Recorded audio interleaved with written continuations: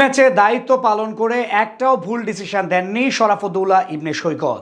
Champions ট্রফিতে যেই সিদ্ধান্ত দিচ্ছেন সেটাই থাকছে সঠিক।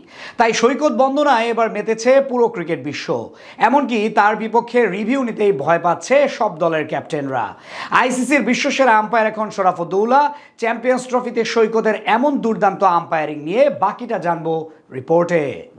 একজন আম্পায়ার ঠিক কতটা নিখুঁত হতে পারে তার এক জ্যান্ত উদাহরণ যেন শরাফুদ্দৌলা ইবনে শহীদ সৈকত। বিশ্ব ক্রিকেটে যেভাবে নিজের আধিপত্য বিস্তার করে যাচ্ছেন সেখান থেকে বলা যায় তার পারফরমেন্স এখন প্রযুক্তি থেকেও বেশি তীক্ষ্ণ। সেই ধারাবাহিকতা বজায় রেখেছেন চলমান চ্যাম্পিয়ন্স ট্রফিতেও। এখন পর্যন্ত 2 ম্যাচে দায়িত্ব পালন করে একটাও ভুল ডিসিশন দেননি তিনি, যেটা সবার কাছে এক কাকতালীয় ব্যাপারই বলা চলে। বর্তমানে বিশ্ব ক্রিকেটে যে কয়েকজন বাংলাদেশে লাল সবুজের পতাকা বহন করছেন তাদের মধ্যে অন্যতম বড় নাম এই শরাফুদ্দৌলা ইবনে সৈকত। অনেকে তো বলেন সাকিবের পর তিনি দেশের সবচেয়ে বড় ক্রিকেট ব্র্যান্ড, যার প্রমাণ অবশ্য দিয়ে যাচ্ছেন নিজের কাজের মাধ্যমে। দেশের প্রথম আম্পায়ার হিসেবে আইসিসি ওয়ানডে ও টি-20 বিশ্বকাপে দায়িত্ব পালন করার মতো গৌরব অর্জন করেছেন তিনি। এরপর আইসিসির এলিট প্যানেলে যুক্ত হয়ে বর্ডার গাভাস্কার ট্রফিতেও আম্পায়ারিং করে এসেছেন সৈকত। আর বর্তমানে আছেন পাকিস্তানের মাটিতে হওয়া চ্যাম্পিয়ন্স ট্রফিতে, যেখানে ইতিমধ্যে 2টি ম্যাচের দায়িত্ব পালন করেছেন অনফিল্ড আম্পায়ার হিসেবে। সৈকতের প্রথম অ্যাসাইনমেন্ট ছিল টুর্নামেন্টের উদ্বোধনী ম্যাচ অর্থাৎ পাকিস্তান ও নিউজিল্যান্ডের লড়াইয়ে, যেখানে তার বিপক্ষে রিভিউ নিতেই ভয় পেয়েছেন 2 দলের অধিনায়করা। ম্যাচের প্রথম ওভারেই সিদ্ধান্ত দেওয়ার দায়িত্ব এসে পড়ে শরাফুদ্দৌলার কাঁধে। শাহিন শাহ আফ্রিদির গুড লেংথে পিচ করা ডেলিভারিতে বলের লাইন মিস করেন ডেভন কনওয়ে।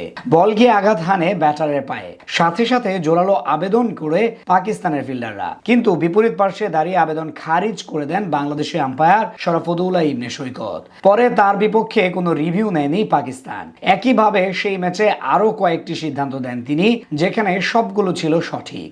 এরপর আফগানিস্তান ও সাউথ আফ্রিকার মধ্যকার ম্যাচেও অনফিল্ডে দায়িত্ব সামলিয়েছেন সৈকত। সেই ম্যাচে অবশ্য তার বিপক্ষে একটি রিভিউ নেওয়া হয়, কিন্তু পরবর্তীতে দেখা যায় সৈকত যেটি দেখিয়েছিলেন সেটি সঠিক ছিল।